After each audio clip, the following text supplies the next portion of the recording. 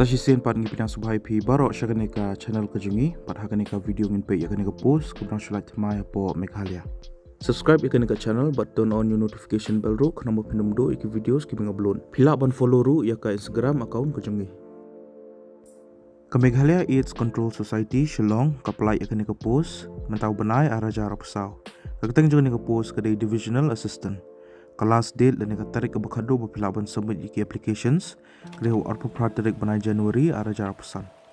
Ya kan yang post divisional assistant ke balai kawai ke salary dan yang tulap kode arpu lai hajar paspa aksi banai pakai educational qualification kalau kumne. Pila diban pendap ya ke graduation dan ke degree hak nu ke subject nak recognize university.